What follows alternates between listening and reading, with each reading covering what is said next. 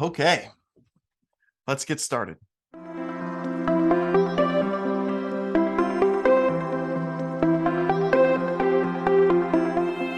Well, here we are. Welcome to the Water Walkers podcast. Every Christ follower experiences moments like Peter when Jesus called him out of the boat to walk on the water. And we put this podcast together in an effort to encourage other leaders as we all learn together to follow the voice of Jesus, just like Peter.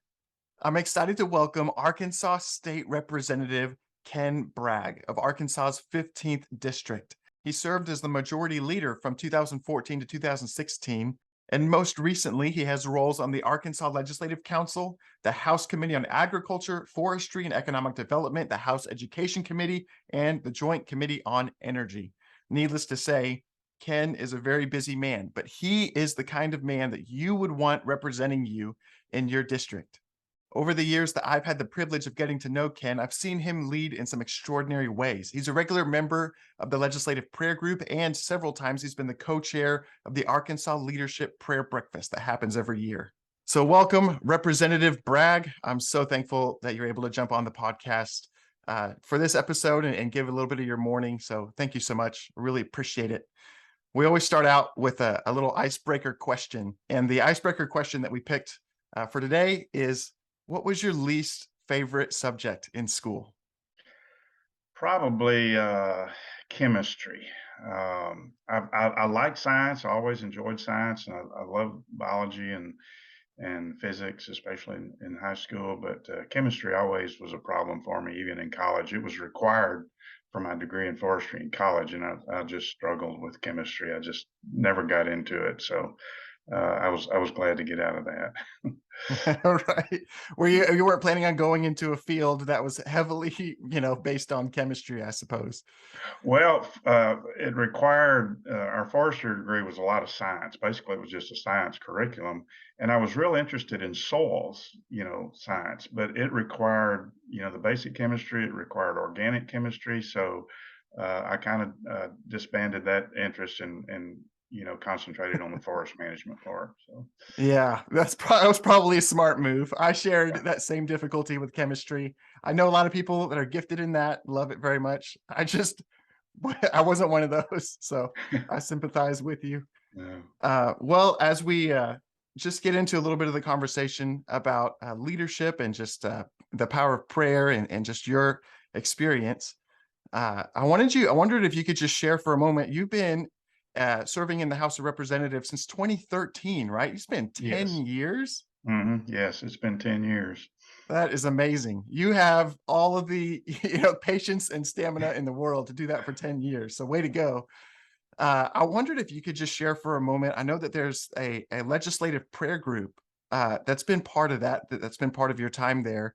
And I was a little curious if you could share a little bit about what that legislative prayer group is and maybe a little bit of, how you first got introduced and got involved in that group. Sure. I was asked recently in an interview what things were surprising to me, I guess, if you want to use that term, when I came into the legislature, or maybe unexpected.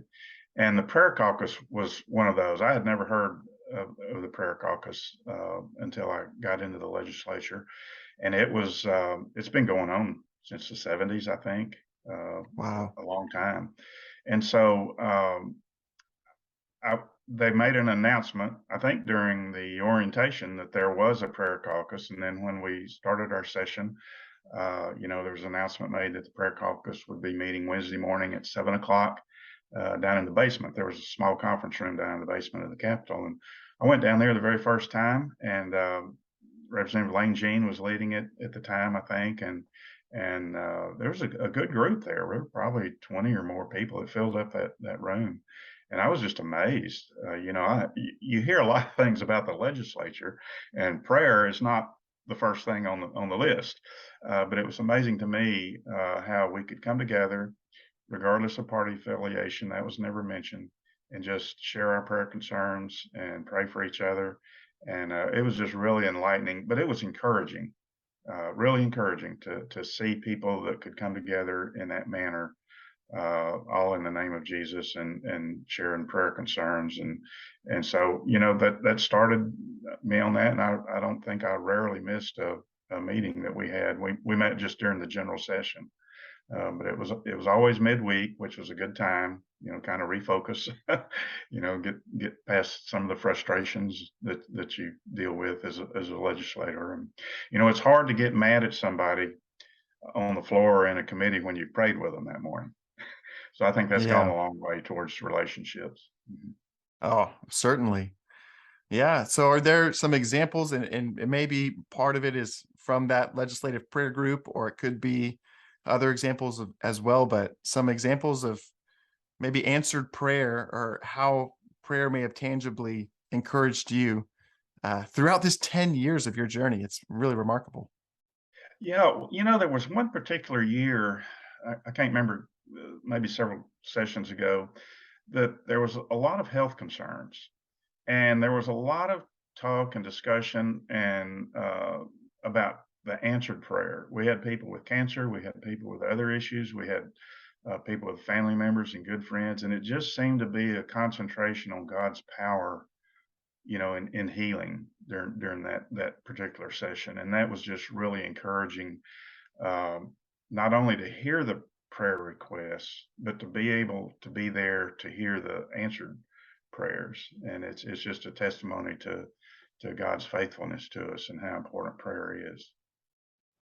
Yeah, I think it's remarkable that here would be, Arkansas representatives and senators, and they're meeting at the Capitol.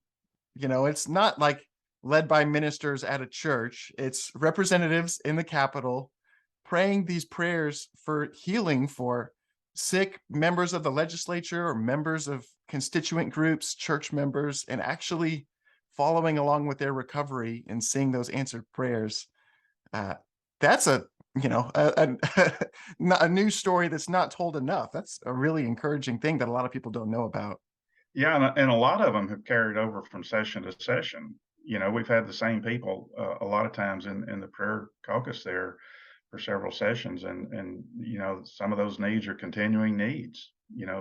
People with children that have needs, physical needs, and you see the growth in them, and so it's really encouraging to see it not just during that session, but over time. Yeah, there's always, you can build a certain level of frustration sometimes. And I think we all just pray for God's guidance and wisdom and patience in dealing not only with other legislators, but outside agencies. And it gets tense sometimes and frustrating. And so, as far as I'm concerned, a lot of times I'm just constantly in prayer that God gives me the wisdom to speak in a holy and righteous manner that will not harm my witness as a Christian, because that's what's most important. That's far more important than the legislative responsibility we have. And so, that's always on your mind. Definitely. And is there been a way that you found a balance, or kind of how your faith and your role as a representative and the representing of your constituents, how those things interact? And like, have you found that to be something that's held in tension, or have you found it to be more complementary? Well, I think, I look at the Apostle Paul and his example. He always kept his eyes on the prize, so to speak, and what was important. And as long as we keep our eyes, our priority on Jesus Christ and the importance of that in our life, and that's the most important thing. You have to keep it in perspective that the legislature is temporary. I look at it as a form of ministry, and trying to maintain a Christian witness and yet still serve our constituents. But you just have to realize that, and I have to be careful in saying this to people, that I say it to people that I think will understand it. But the legislature and being a representative is not the most important thing in my life. And I remember one of our fellow representatives talking about bills. It can be real frustrating when you have a bill that doesn't pass, and to say, that's not your baby. It's Mm, not the most critical thing in your life, even though it seems important to us. So you just have to constantly keep that in perspective and stay in God's word. And that's the benefit of the weekly prayer caucus while we're there, is it helps, at least for me, it helps keep me focused. Yeah. Oh, I can imagine.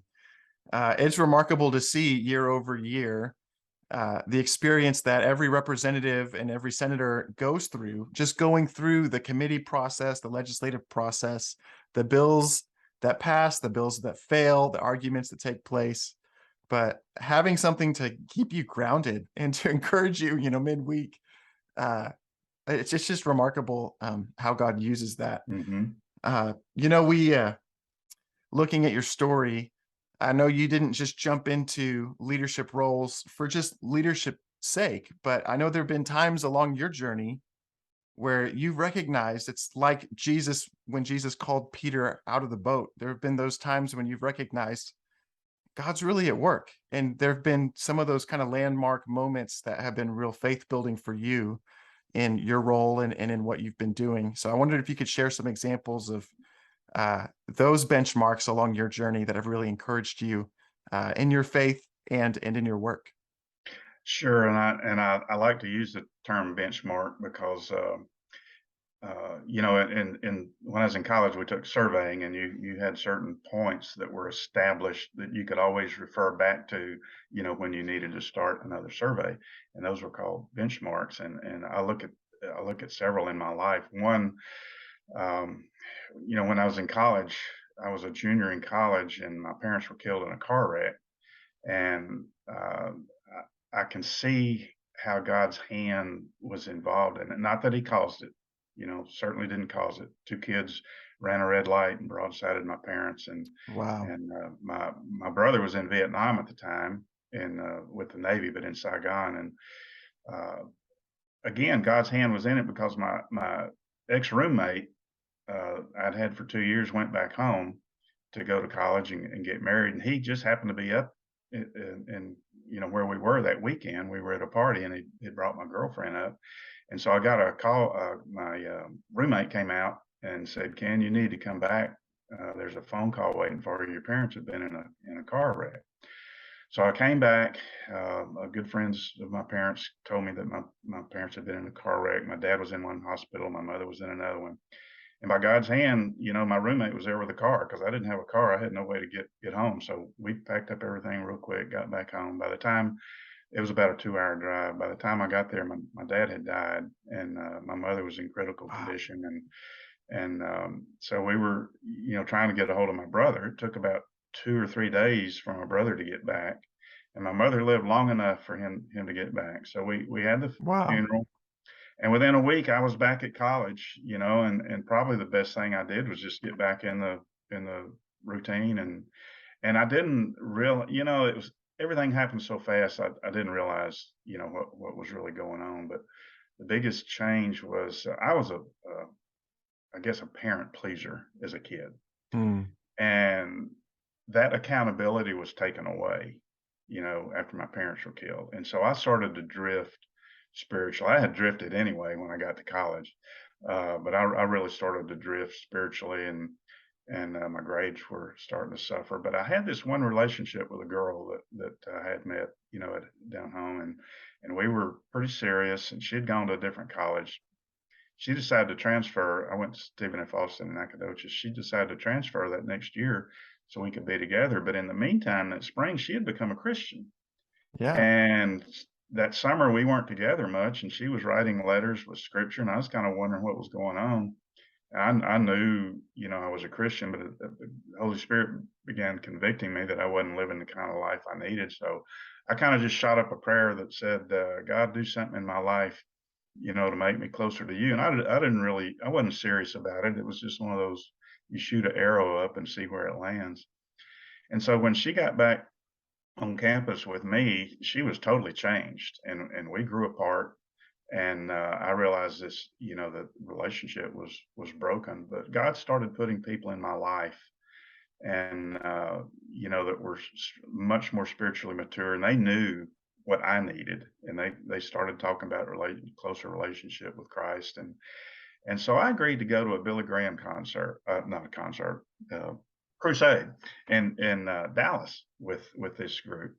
And I was just convicted on the spot that I needed to do something with my life. And so I went down and rededicated my life. came back and told this girl what had happened. I was all excited and thinking, well, we're going to get back together again now, because I'm quote spiritual now. And Right. she didn't buy it. She wasn't sure it was the real thing. And so, I thought the Christian life was supposed to be full of joy and happiness, and I was never more miserable after I'd rededicated my life than I was even before, because I was banking it all on this relationship. And again, Yeah. God put people in my life that needed to be there. And this one particular girl that I would meet in the cafeteria and eat breakfast with, she said, I was just, pouring my heart out about this relationship. And she said, well, Ken, have you ever realized that that person may not be the one God had for you? And it Right. was like just hit me like a brick. I said, no, I never thought about what God wanted. And so that Right. I contemplated on that for a couple of weeks and just broke down and realized, Lord, I'm not doing this, for the right motives. And I said, I just need to give up that relationship. I just want to live for you, and you're going to be the most important thing in my life. And I just felt a peace come about it. And I went back and told that girl, I said, look, here's, my life's changed. We don't this isn't how I said it exactly, but if we don't ever see each other again, I'm perfectly fine. I was past it, you know. And God started putting people in my life. I had a fellow forester student that was a graduate student at the time, I think, and he came. I didn't know him. We were an acquaintance. He came down the steps one day and said, "Hey, Ken, I heard what happened in your life. You want to be in a Bible study?" And I thought, well, sure, So we started meeting with him and another guy, and started growing spiritually, and my whole life just changed. And a couple of months later, later that next spring, I got this letter from this girl that I'd been dating, saying, I see a real change in your life, and maybe we need to you know, meet again. And so we did. And this June, we've been married 49 years. Yeah. Wow. So that's a major benchmark, to Yeah. know that you can give up everything that's important to you, and yet God is still faithful. He didn't have to do that. I would have been perfectly satisfied, whatever he would have brought before me. But that was a real life-changing moment, and the situations I face, since then, I can look back on that and see God's faithfulness. I know it's kind of a long story, but it was truly one of the major benchmarks in my life. It's great. I mean, it's an example of kind of a surrender moment, kind of laying Yeah. things down, but also it's the importance of how God brings people in our life at Hmm. just the right time. Right. Sometimes that's one of the greatest needs we have, especially to be called as a leader, to follow in the footsteps of the great servant leader that we're following. We have to, have people around us in our life, and sometimes that's one of the biggest prayers I have for whether they're business leaders or civic leaders, state representatives, is Lord, would you bring some people in their life to bring them through? Hmm. And so even to see that is just a great example of God's goodness, like you said, his faithfulness carrying you through that. So I really Right. appreciate that. That's a great example. And Hmm. so excited for your 50th anniversary coming up. Congratulations. Yes. That's remarkable. It's been great. Well, before we wrap up, I know you're also, like you said, being a state representative is not the only thing going on. You also have some involvement with a ministry and a mission in India. And I wanted to just see if you wanted to make mention of a little bit of what's going on there. If anybody was interested in learning about how they could be involved in that as well, just wanted to give you a chance to kind of share a little bit of that passion as well. Yeah, that's been such a faith building experience too, just to see what's God is doing there. We get isolated sometimes, and we think our way of doing church or our way of studying scriptures is the only way there is. And about 10 years ago, we had a new pastor come to our church that had been to India in this mission. And it's an individual there that he started in high school, and his grandfather had become a Christian in the 40s from a missionary that had visited their village. And that started a faith tradition in their family. And in high school, he really felt a call for the village evangelism in these small, isolated villages. And so he just started going hut to hut, literally, sharing the gospel. And he went to a Bible college, but he started this ministry. And as soon as he would have enough people in a village. He'd try to establish a church. And so he started this ministry of training pastors. He realized you can't just start a church without a pastor. So Right. it's an old British mining town. It's Kolar Goldfield in India. It's about 2 hours east of Bangalore. And so he rented a house and had a garage. And he had when the first time we went, he had about 8 or 10 pastors there that were literally living in the garage and had some tables set up where they would study. And the next year we went back, and it's a long story, but God had just provided for him land to build a ministry center. So now there's about a 36,000 square foot ministry center where he houses 60 to 80 pastors a year, potential pastors, and trains them not just in the Bible knowledge, but he trains them how to be godly men and servants, and that's really the most important thing. And so we got involved over there doing evangelism work in the villages. But when Prime Minister Modi came into office, he was very anti-Christian, and he's really cracked down and persecuted Christians. So now our ministry there is mainly just teaching. We'll go over there and teach, for a few days in the mission center, and maybe do a church dedication. Go out and have a pastors conference. He'll bring in 200 pastors or more to this mission center, and we'll Wow. spend a day, with them. He has about 400 churches in the last 25 years that he has helped establish in his organization. So Amazing. that's really important. But we're also getting involved in Brazil. Last June, we went to Brazil. We felt led to work with an indigenous group, an unreached people group that had never had the gospel. And so through the Southern Baptist Mission, we got in contact with this missionary in Brazil. So we went down there in June and met with this tribe. And we're going back in December again. They want a long-term commitment, like 5 to 8 years, and go 2, 3, 4 times a year down there. So that's really what my commitment is now. And this schedule, I could serve another 6 years, but this schedule just doesn't allow the flexibility I need to do that. And like I said, this at my point in life is more important than the legislative process. So I've enjoyed it. I love it. I'm not leaving because I'm frustrated, but there's just other things I need to do. Right. And I mentioned in the introduction that you are the kind of leader and representative I think any district would want to have representing them, with just such patience and persistence, and just wisdom that you have. But here, it just boggles my mind, and I just have to give God thanks for that there are state representatives in Arkansas who, again, they meet together to pray. They have a groundedness about them in their work at the Capitol and serving the people of Arkansas. And then here's one who's literally helping uh, saturate places of missions where there's very little gospel engagement. And so we even have state representatives, doing unreached people missions and that. So it's just amazing who God can use, how God uses people, and even just those little steps of faith. I mean, for Peter to be sitting in a boat where he sees Jesus walking on the water and Jesus calls him out sounds like a big dramatic deal, but each of these little steps that you've taken have been little steps that Jesus has called you to, where he has sustained you and carried you all the way. Even if it's a small choice, I mean, it's really accomplishing some amazing things. So I'm so thankful to have you, share your story and share some of that encouragement. And a special thank you for your 10 years of service to the people of Arkansas. It's really remarkable. So thank you so much for being with me today.